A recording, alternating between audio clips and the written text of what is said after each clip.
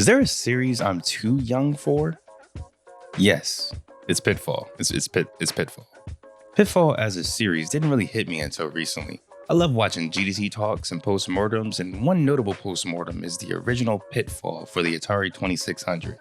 The game was a technological feat at the time.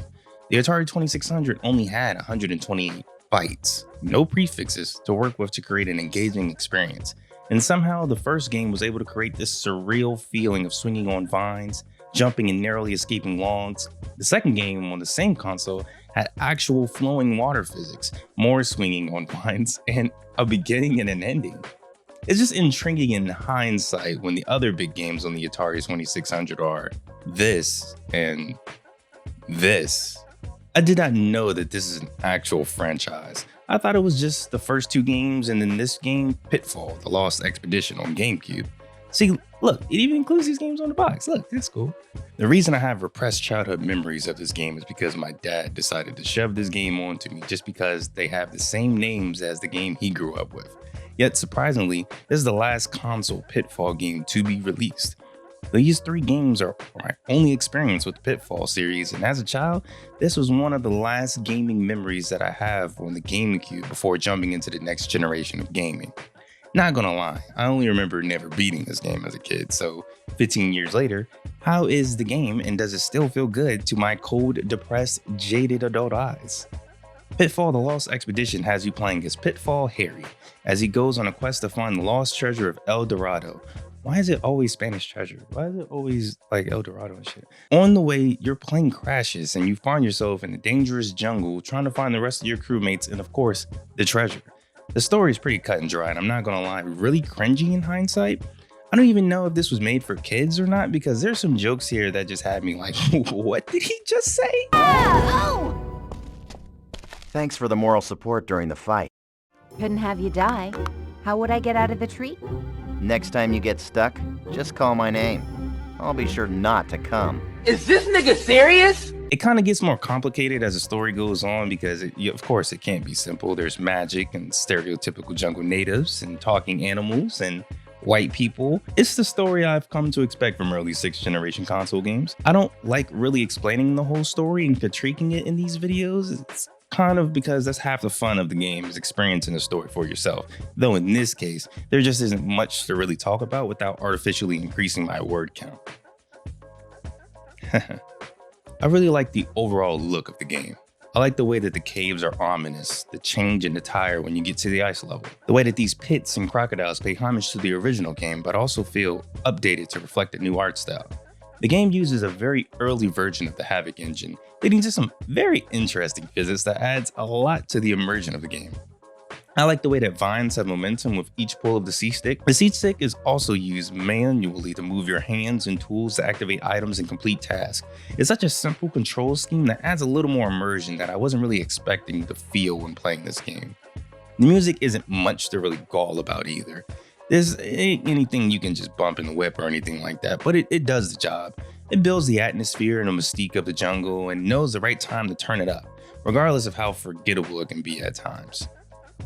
I really like the jungle as well, just seeing the shattered pieces of the airplane mushed into the surroundings that allow for platforming to new locations. The way the temples aren't perfectly chiseled, they feel old because there's broken columns and pillars, holes erode the walls letting the hot jungle sun edge through. The wildlife sometimes is passive, sometimes they're not passive, depending on how you react and not only them, but the surrounding area.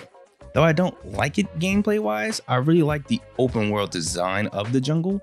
You have this shifty book for a pause screen that just shows the map and all the valuable information you found so far on your journey, and I hate that I love how incoherent this map is. It looks like a map drawn by some guy trying to map out a literal rainforest, which is on brand. Areas intersect and lead through, pass under and over areas and have you hours later being like, oh, that's where that one spot leads to. And that's a very good feeling. I'm gonna be honest here, this is a really fun game. Little backstory here, the only platforming games I've really played and mastered are Sonic games and Ratchet and Clanks. I have not played a single Mario game past World 1-1 and I'm oddly proud of that fact. I just want to know, is that all I am? A big joke? Platforming is tricky because based on how you platform and how you allow the player to understand and learn movement abilities, is the main gimmick of the platforming genre in general. You can have something like A Hat in Time or Super Meat Boy that are pretty straightforward with their controls, allowing the player to experience and learn from challenging themselves to be better. Because the movement is fun and engaging, it allows you to actually experiment with alternate paths and shortcuts. And then you have games like Pitfall. I don't know if it was just like the switch to 3. Nah, it can't be, because like there was like fucking already like 18 games that were good like by this time. There's like these mascot furry initiation platforming games that were like a plague during this generation that all play the same way. Bad. The type of platformer where you miss wide open jumps multiple times that you know you can make, but the game just doesn't want you to make it. The type where the bosses are extremely hard, almost controller smashing hard, only to be piss easy the next attempt. The type that you backtrack through a section screaming at your TV at these fucking monkeys, only to realize you went the wrong way and you gotta go all the way back 4 feet right from where you were. I'd be lying if I said I didn't get frustrated playing this game. Don't get me wrong, platforming is actually really delightful when it works. Same with the many items you use. They're all jerry-rigged from the wreckage or from your surrounding environment, such as this water raft having no paddles. It's just you with your bare hands just wading through the water.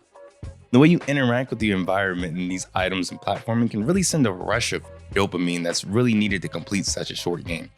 I beat this game in 9 hours, and 4 of these hours are spent screaming like I just did because I was going the wrong way. There is, of course, combat, because this is what you expect from early 6th generation platformers, but I like that it isn't the main gimmick of the game.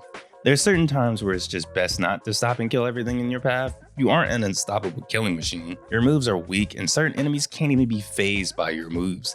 It's an engaging experience because the combat is more like a puzzle than a straight slapboxing match. It's a lot of using the environment and the tools acquired throughout to defeat your foes. Now the real question is, does this game have replay value?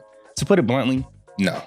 It's hard for me to do a second playthrough of a game that wasn't from my childhood, and frankly, even if it is your second as an adult or your first playthrough ever, there isn't much reason to replay through the game. It's kind of frustrating but rewarding when the system and physics work in tandem with you. Playing around the world after I unlocked all the movement abilities led me to appreciating the game a lot more because I could just explore and soak in the humid air around me.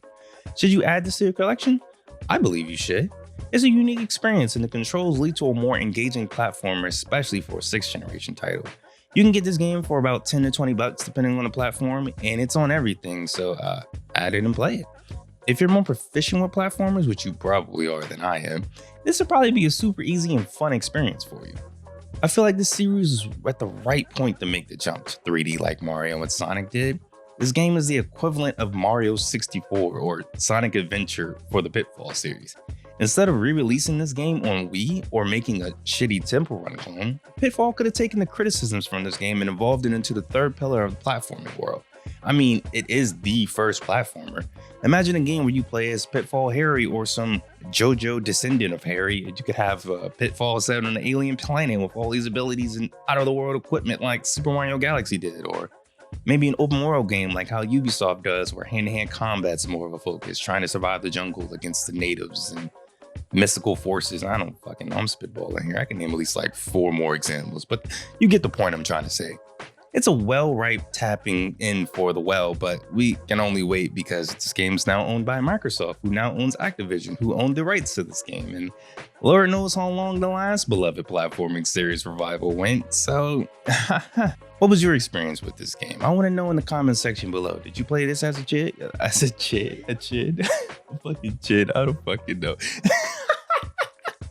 My name's Sondi. I select a couple of games every now and again and just want to highlight them if I think they are interesting or if nobody's talking about them. So if you want more content like this, click that little subscribe button down below and you'll get more content. We also have a podcast here called Back of the Rack, where we go a little more in depth about games that were long neglected and not respected. So if that tickles your fancy, you can listen to us on any of the streaming apps that you can listen to a podcast on, or you can watch us here on YouTube with a full video cast.